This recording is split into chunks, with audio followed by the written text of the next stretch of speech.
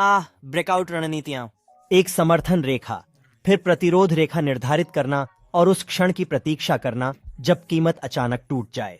और जब ये टूटता है तो ये सचमुच टूट जाता है। लेकिन आप इस रणनीति का सफलतापूर्वक व्यापार कैसे करते हैं? क्या कोई रणनीति भी है? क्या कोई रहस्य है?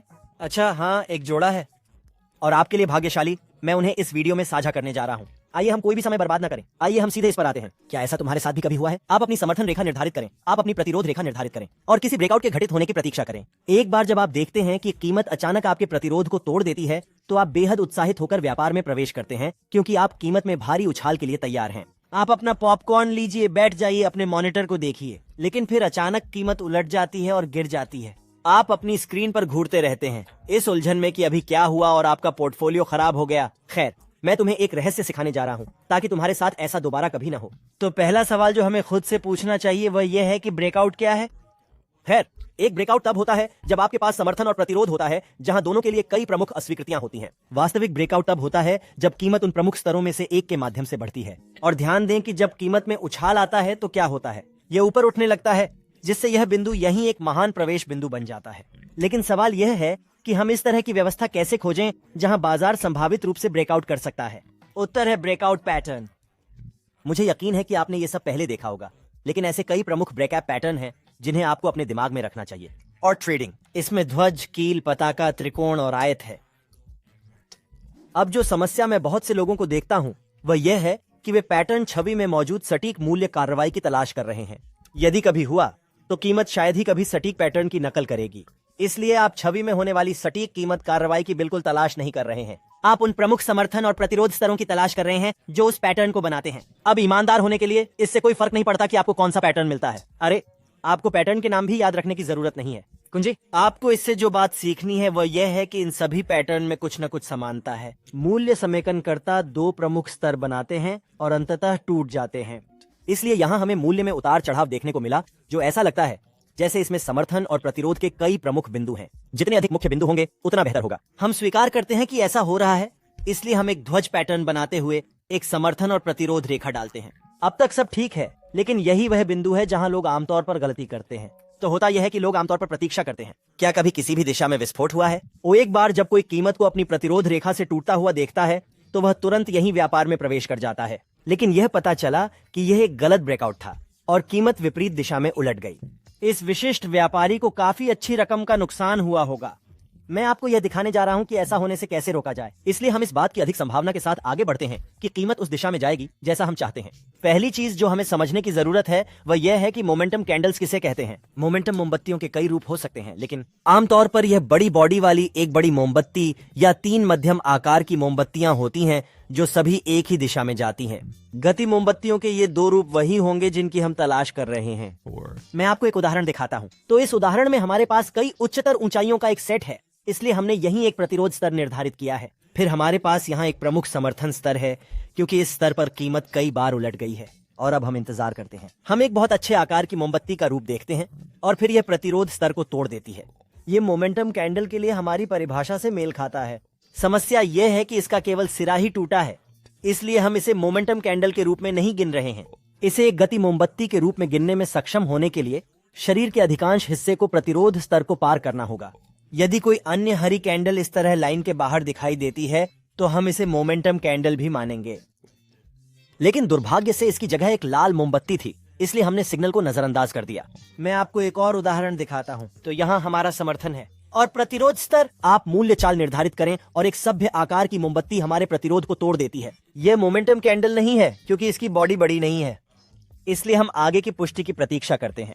एक दूसरी मोमबत्ती दिखाई देती है, लेकिन यह अभी भी एक बहुत छोटी मोमबत्ती है। और जैसा कि हमने पहले कहा था, हम इसे केवल मोमेंटम कैंडल के रूप में गिनेंगे यदि इसकी बॉडी बहुत बड़ी है या तीन हरी कैंडल हैं। तो हम फिर इंतजार करते हैं। फिर एक तीसरी हरी मोमबत्ती उभरती है जो अत्यधिक तेजी है। समय। तो यहीं पर हम व्यापार में प्रवेश करते हैं। अब तीन अलग अलग परिदृश्य हो सकते हैं। यहाँ से कीमत बढ़ती रहती है, कीमत प्रतिरोध स्तर तक वापस चली जाती है और उछल जाती है, या कीमत प्रतिरोध स्तर से टूट जाती है और वापस नीचे गिर जाती है और इसे गलत ब्रेकआउट के रूप में गिना जाता है। तो हमें क्या करना चाहिए? क्या हमें पुलबैक होने का इंतजार करना चाहिए या हमें अभी व्यापार में प्रवेश करना चाहिए? खैर, मुझे जो करना पसंद है वो एक रणनीति तैयार करना है ताकि परिणाम हमेशा मेरे पक्ष में रहे। चाहे परिणाम कुछ भी हो। पुल बैक की प्रतीक्षा करने के बजाय मैं व्यापार में प्रवेश करने जा रहा हूँ। इस गति मोमबत्ती के बंद होने पर मैं अपना स्टॉप लॉस प्रतिरोध स्तर के ठीक नीचे सेट करूंगा। इस तरह यदि कीमत नीचे जाकर पुल बैक करती है और प्रतिरोध स्तर से उछलती है तो यह मेरे स्टॉप लॉस तक नहीं पहुंचती है और मैं फिर भी लाभ कमाता हूं। या यदि कीमत यहां से सीधे ऊपर जाने का फैसला करती है तो मैं व्यापार में हूं। इस मोमबत्ती को यहां एक गति मोमबत्ती मानते हुए ये बहुत कम संभावना है कि यह एक गलत ब्रेकआउट होगा, लेकिन अगर ऐसा होता है तो कीमत के मामले में मेरे पास अभी भी स्टॉप लॉस है। गिराने का फैसला किया। अब जब हमारे पास अपना प्रवेश बिंदु है तो हमें एक निकास रणनीति का पता लगाने की आवश्यकता है। ब्रेकआउट के साथ उनमें बड़े उछाल की संभावना होती है, इसलिए यदि हमने केवल सामान्य 115 अनुपात करने का निर्णय लिया तो हम 1 टन लाभ से चूक जाएंगे। यह सुनिश्चित करने के लिए कि हम भारी मुनाफे का लाभ उठा रहे हैं, हम उस चीज का उपयोग करने जा रहे हैं जिसे मैं 2 स्टेप टेक प्रॉफिट प्रणाली कहता हूं।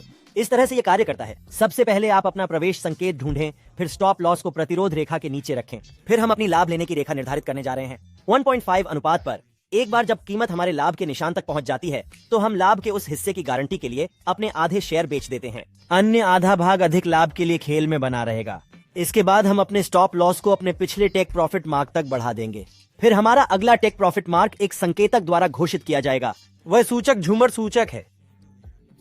इस संकेतक को जोड़ने के लिए बस ट्रेडिंग व्यू पर जाएं, संकेतक टैब पर जाएं और चंदेलियर स्टॉप टाइप करें। फिर इंडिकेटर सेटिंग्स में जाएं और बदलें ATR गुणक 2 से। यह संकेतक हमें हमारी निकास रणनीति बताएगा। यह बहुत ही सरल है। हमने अपने आधे शेयर 1.5 लाभ अंक पर बेचे, हमने दूसरे आधे हिस्से को चलने दिया, हमने अपना नया स्टॉप लॉस अपने पुराने टेक प्रॉफिट मार्क पर सेट किया है और झूमर संकेतक के रंग बदलने के बाद हम व्यापार से बाहर निकल जाएंगे। तो यहीं हमने अपनी शेष स्थिति बेच दी होती क्योंकि झूमर संकेतक ने रंग बदल दिए। ध्यान दें कि यदि हमने अपने सभी शेयर बेच दिए होते तो केवल आधे शेयर बेचकर हमने कितना अतिरिक्त लाभ कमाया। 1.5 लाभ के निशान पर हम 1 टन की बढ़त से चूक गए होंगे। आइए एक और उदाहरण देखें। हमें कुछ प्रमुख बिंदु मिले जो समर्थन और प्रतिरोध बनाने के लिए बेहतरीन स्तर हैं। एक बार जब हम अपनी प्रवृत्ति रेखाएं निर्धारित कर लेते हैं तो हम मोमेंटम कैंडल के सफल होने की प्रतीक्षा करते हैं। हमारा प्रतिरोध 1 कैंडल लाइन को तोड़ता है, लेकिन इसमें इतनी बड़ी बॉडी नहीं है कि इसे मोमेंटम कैंडल माना जाए, इसलिए हम 2 और हरी मोमबत्तियों की प्रतीक्षा करते हैं। एक बार जब हम तीसरी हरी मोमबत्ती देखते हैं तो हम व्यापार में प्रवेश करते हैं। फिर हम अपना स्टॉप लॉस प्रतिरोध रेखा के नीचे रखते हैं और हमारे लाभ को 1.5 के अनुपात पर सेट करें। फिर हम कीमत के हमारे टेप लाभ तक पहुंचने का इंतजार करते हैं। फिर हम अपने आधे शेयर बेच देते हैं। अपने आधे शेयर बेचने के बाद हम अपने स्टॉप लॉस को अपने पुराने लाभ चिन्ह पर ले जाते हैं। फिर हम झूमर संकेतक चालू करते हैं। हम तब तक अपने शेष आधे शेयरों को बेचने की प्रतीक्षा करते हैं जब तक कि झूमर संकेतक रंग न बदल जाए। एक बार ऐसा हो जाने पर हम व्यापार से बाहर निकल जाते हैं। आपके ब्रेकआउट ट्रेडिंग गेम को और बेहतर बनाने के लिए मैंने आपको कुछ रहस्य दिखाए हैं। बदले में मैं बस इतना ही पूछता हूं कि क्या आप अपने दिन में से 2 सेकंड निकालेंगे और इस वीडियो को लाइक करें। यदि आप इस वीडियो का भाग 2 देखना चाहते हैं और इस रणनीति को और अधिक लाभदायक बनाना चाहते हैं तो इस वीडियो को देखें। और देखने के लिए धन्यवाद और मैं अगली बार आप लोगों से मिलूंगा।